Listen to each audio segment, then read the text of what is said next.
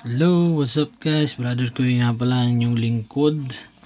Dito tayo ngayon sa Icarus M Guild War.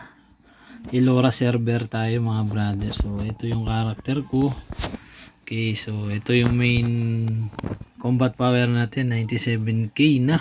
Ayun. Medyo lumalakas na tayo dito mga brad. So gladiator yung napili kong class. Okay, so balik ko lang dito kasi pinapa-level ko yung pet. Then this video nga pala is para dun sa guide kung paano mag-transcend ng equipment guys. So simple lang naman yun guys. So pagka na-full set nyo na yung items nyo ng kulay pink, itong Ancient Treasure Guardian na napupulot sa Hall of Treasure, diba? So i-transcend nyo na siya. So ano nga ba siya i-transcend? So start tayo muna sa mga equipment na kailangan. So dito pindutin natin yung transcend. So yung weapon yung isasample natin guys. So hanapin natin siya dito. Ito tier 1. So kailangan ng red moons, the red moon mark, then syempre dragon scale 30,000, then transcending stone. So napupulot tong mga to doon lang din sa Hall of Treasure habang nag-AFK kayo. Then pwede nyo rin siyang i-crop. Kailangan nyo lang ng saboteurs mark. Yan. Kailangan nyo sana.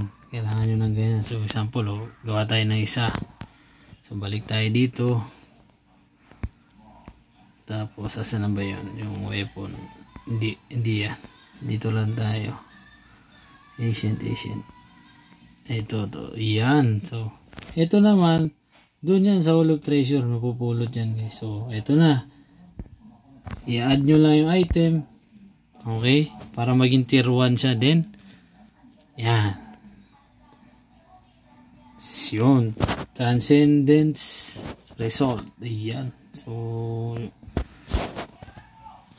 na-transcend na natin siya into tier 1. So, ganun lang din. Pag gusto nyo siya yung tier 2, unlock nyo muna. Okay? Unlock.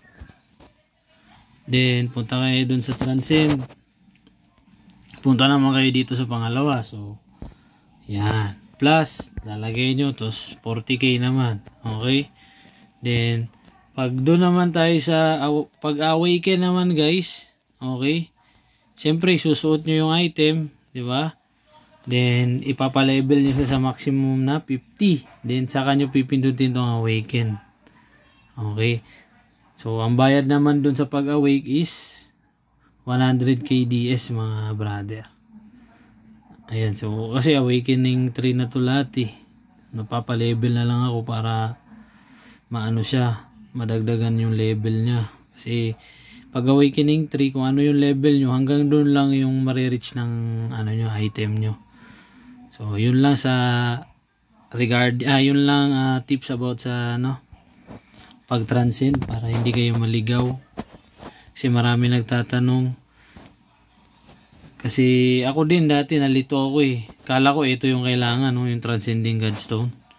Yung pala, yun sa Gepinus Guardian Axe. So, ang gamit kasi natin is free to play tayo. Ancient Treasure Guardian Axe. So, napupulot lang naman yan sa Hall of Treasure. Then, ayan, madali lang pala siyang gawin. So, yun lang mga brad.